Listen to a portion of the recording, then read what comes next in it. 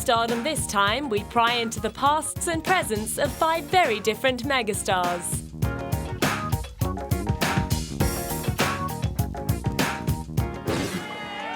While writing the first volume of her record-breaking book series, this children's author was diagnosed with clinical depression. Having recently split from her first husband in late 1993, J.K. Rowling moved to Edinburgh, Scotland. To get her baby daughter to sleep, she would take her for walks and sit for hours in cafes, working on the fanciful tale that would eventually become Harry Potter and the Philosopher's Stone. The book about the boy wizard didn't set the world alight immediately. In fact, 12 publishers rejected the manuscript before a small London company commissioned a tiny 1,000-copy print run in 1995. 12 years and 6 books later, J.K. Rowling had not only become the most commercially successful author of all time, she had amassed an estimated fortune of £545 million, making her the second richest woman in entertainment. The Harry Potter brand, including films, games and merchandise, has generated an estimated £7 billion, and the last 4 books have successively set records as the fastest-selling in history. But with the 7th and final instalment of the series now well and truly done and dusted, how is she coping with saying goodbye to Harry Potter after 14 years? I probably won't say goodbye in any meaningful sense for a few more years because they're still making the films, of course, and I'm still very involved with the films, which is wonderful. I will forever, I mean, I know and you know that I will forever be known as the writer of Harry Potter, and I'm completely fine with that. Harry has given me more than I could have ever dreamed of, and I'm very grateful to him. Aside from all the fame and fortune, writing the books has also brought her an increasing sense of contentment. I'm really happy. I certainly hasn't. I mean, I think I've become happier and happier, and a part of that reason is that I feel that I'm doing the thing that I most want to do, and I think that I've got better at it, actually, because I think the last book was my favourite of the series, so that was the best way to end. Not that it's all been a smooth ride for the English author, who remarried in 2001 and has 3 children. I suppose I found it difficult at first to deal with media intrusion, and whenever that's affected my children, I think that would be the lowest point for me. Yeah. To help protect her family's privacy, she bought a £4.5 million Georgian home in Kensington, London, on a street guarded by 24-hour security. She also owns a 19th-century estate house on the banks of the River Tay in Scotland, as well as a home in Merchiston, Edinburgh. Although she doesn't always agree with Forbes magazine's estimates of her wealth, she happily admits she does have plenty of money and certainly doesn't keep it all to herself, making substantial contributions to charities that combat poverty and social inequality. The natural affinity with children that has enabled her to communicate with them so effectively through her writing also plays a large role in her philanthropic efforts. After finishing the final Harry Potter book in 2007, she wrote and illustrated a fairy tale to be auctioned off for the charity Children's Voice, which helps handicapped children in institutions in the Czech Republic. I mean, I cannot imagine anyone more powerless than a child who's suffering from a disability, whether mental or physical, and is cut off from any access to their families. Because, of course, the vast majority of these children are not orphans. They're often called orphanages, but the overwhelming majority have family and have parents. And for various reasons, they've been abandoned to institutions. In 2006, she and politician Emma Nicholson founded an organisation called the Children's High Level Group, which works to enforce children's rights, as described in the United Nations Conventions on the Rights of the Child. At a charity event in Romania, which included the auction of 10 signed Harry Potter books, she met with 10 of the abandoned children the group battles to protect. Just a few words from me. I'm delighted to be here in Romania, to see for myself some of the great progress you've made in the field of child protection and to learn more about it. I firmly believe that every child has the right to a secure and loving environment in which to grow up. And I'm keen to help build on your success in this area, both here and in the wider world. Known around the world as J.K., the author whose real first name is Joanne doesn't actually have a second name. The story goes that the J.K. moniker was suggested by her first publisher, fearing that young boys may be put off reading the book if they knew it was written by a woman. Now that the gender behind the genius has become irrelevant, all anyone wants to know is what will she put her pen name to next? I suspect it will be something else for children, but I honestly, I couldn't say for sure. I really couldn't. And the freedom of not knowing is something I'm savouring at the moment.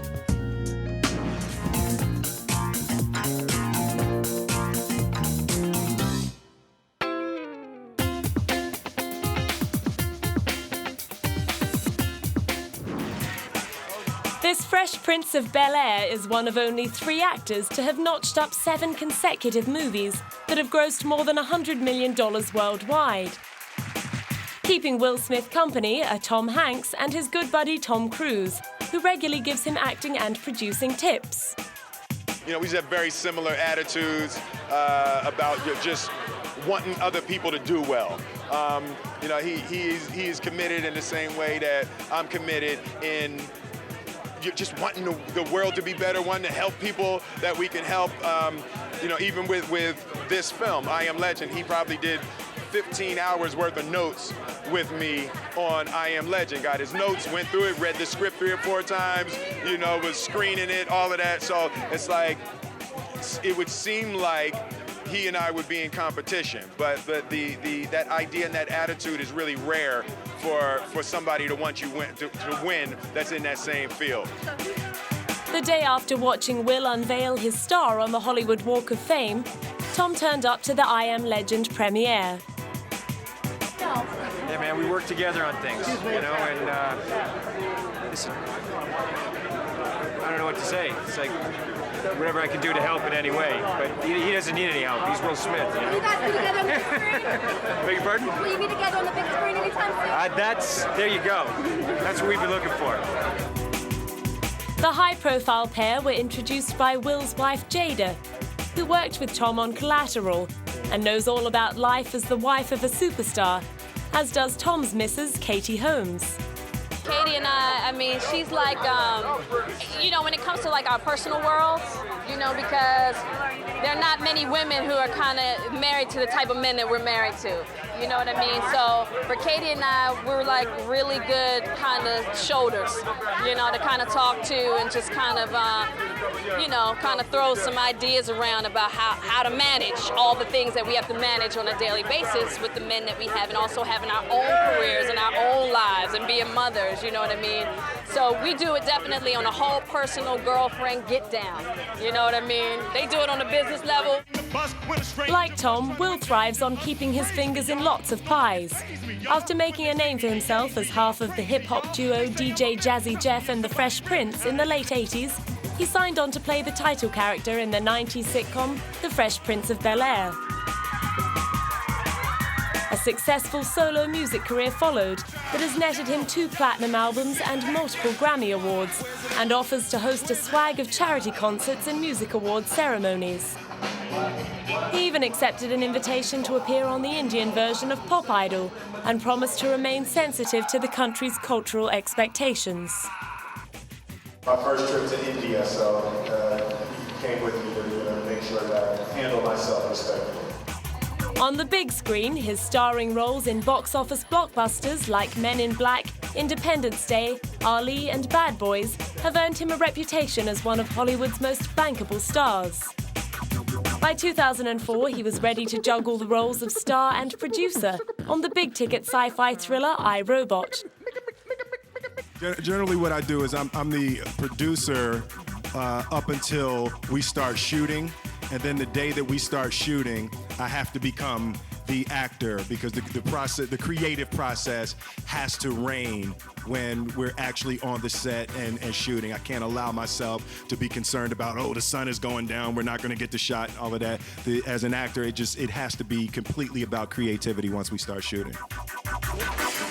3 years later, Will was involved in shooting the most expensive scene ever filmed as part of his role in the apocalyptic I Am Legend. For Will, the notion of being the last surviving human on Earth does have its advantages. You know, I love the idea you never really get to drive fast in New York, right? You know, it's like it's always traffic, it's always slow, and that was the first fantasy, like to just take a fast car and drive 100+ miles per hour through the streets of Manhattan. Despite his need for speed and all the fuss made over his career, Will himself finds little to compare with the thrill of being named by former South African President Nelson Mandela as Global Ambassador for the HIV/AIDS awareness campaign. I sat with Mr. Mandela and was so inspired. You know, you want to quit your job, you know, and you want to go out in the streets, you know, and you want to fight. And, you know, and he said, no, you have to understand the power of what it is that you do. You have to understand the hope that is created by the work that you create. And he told me that not to force it, that the call would speak to me. And today the call has spoken to me, and I humbly, gratefully, and will aggressively respond. And I thank you.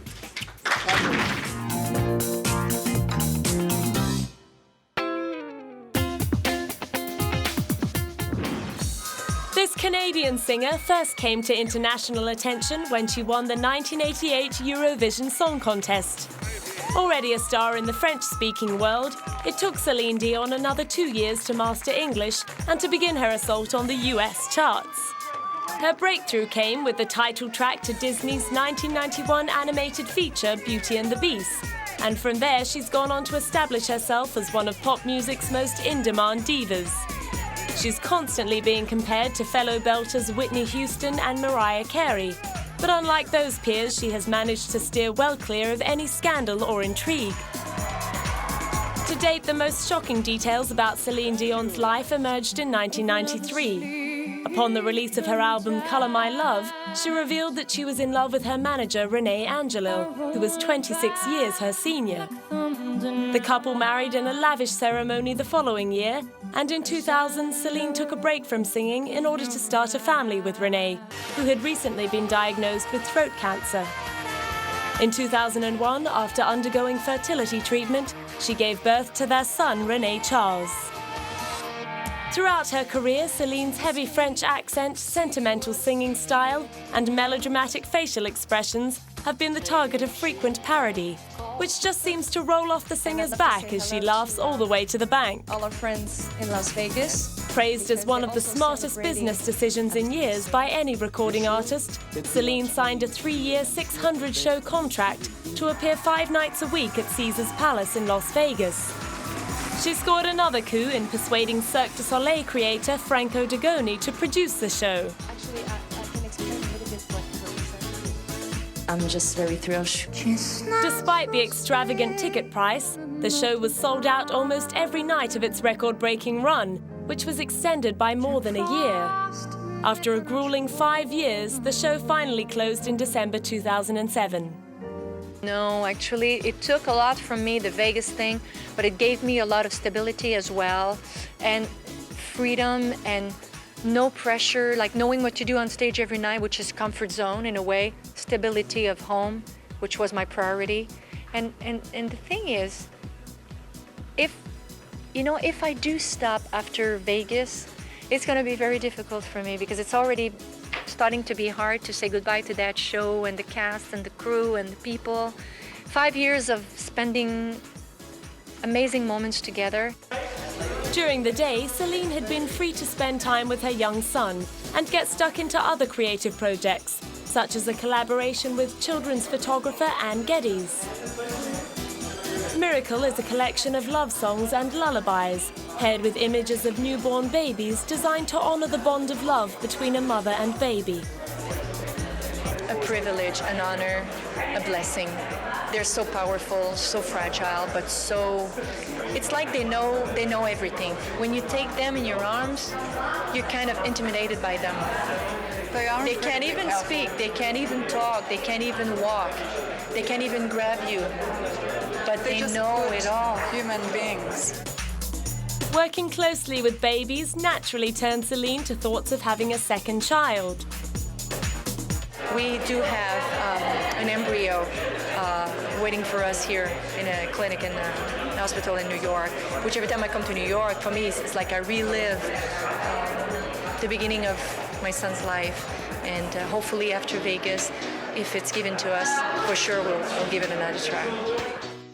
And as the end of the Las Vegas gig loomed, enthusiastic members of the media wasted no time in asking the obvious question.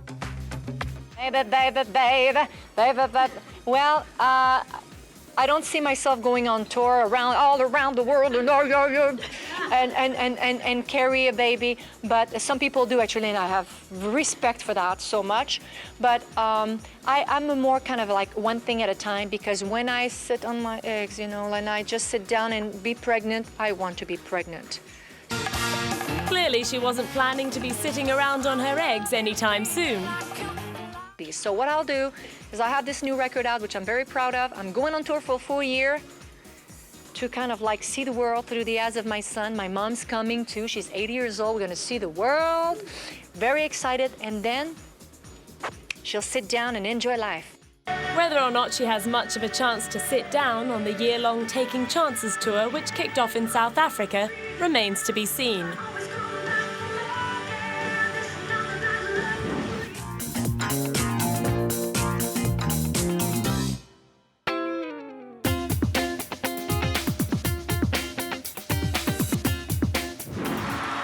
This stadium rocker is the only person to have been nominated for an Oscar, Grammy, Golden Globe and the Nobel Prize.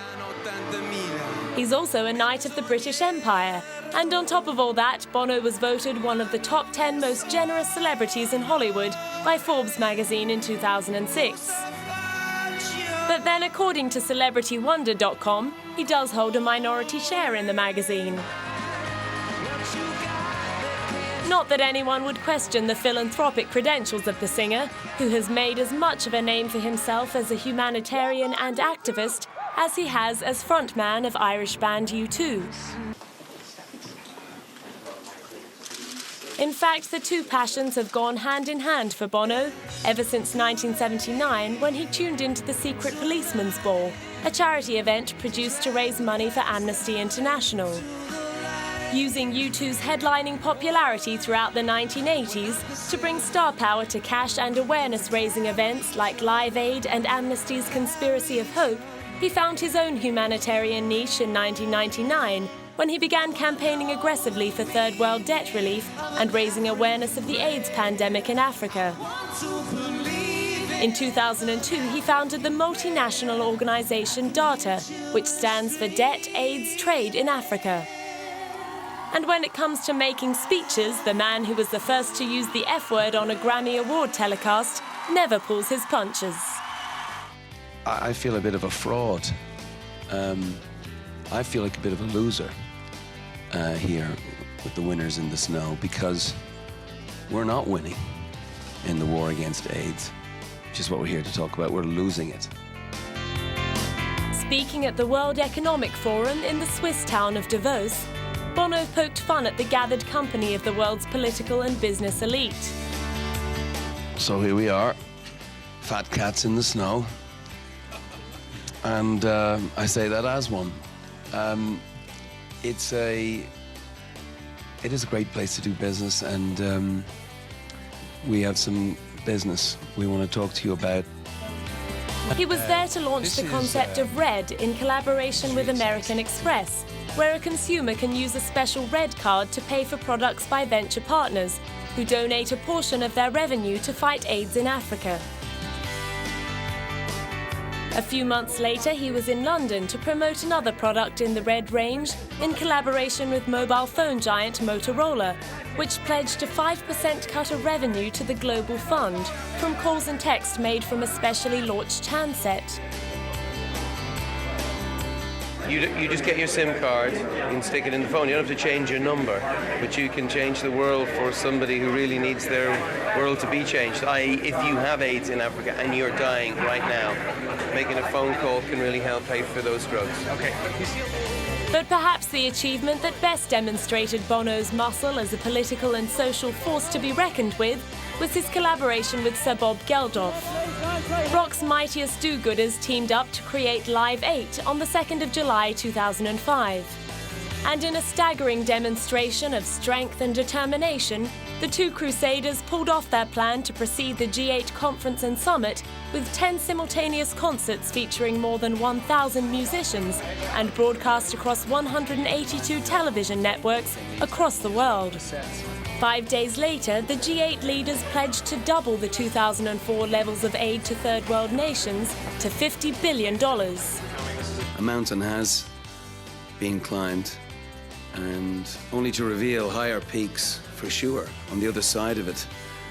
But it's worth just stopping for a second and looking back down the valley at where we've all come. Having crossed that little job off his list, he was free to get back out on the road with the boys for another top-grossing U2 tour. On the way through Chile, he picked up the country's highest award for the arts. It was just another day at the office for the man who never leaves home without his shades. And as I see the new Chile, I am very humbled, very moved, and very excited to play some rock and roll tonight. Thank you very much. Before having to postpone the rest of their world tour after the news that guitarist Edge's daughter was seriously ill, U2 made it to Brazil, where fans were praying for a miracle. May Bono get me on stage and kiss me during With or Without You.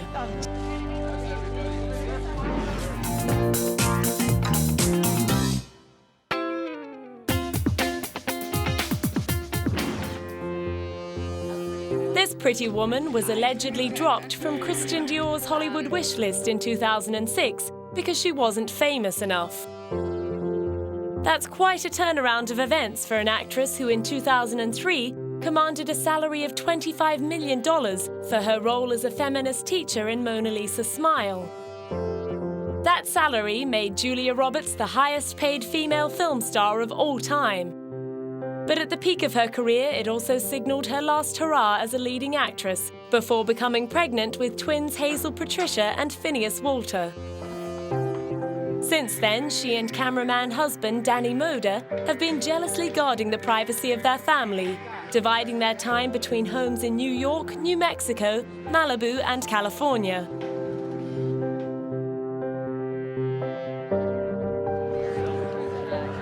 Julia's dedication to raising her young family kept her off the big screen for 2 years, although she did lend her voice to 2 animated features in 2006.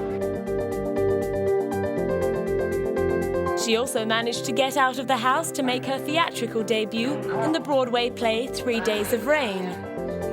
It was just a great opportunity, and I was up for the challenge and available. A beautiful play and a great director, and these guys are fantastic, and it just all came together perfectly. Unfortunately, the critics were less than effusive, and her performance was generally poorly received. After giving birth to Henry Daniel in June 2007, she was ready to remind film fans why she still held the paycheck record for a female film star. In Charlie Wilson's War, she was delighted to make her big screen comeback opposite Tom Hanks. Fantastic. I mean, I'm just looking at him across the way. He's so dreamy and sweet and honest and good, and I just adore him. I really do. For the film's director, Mike Nichols, casting Julia was a no-brainer.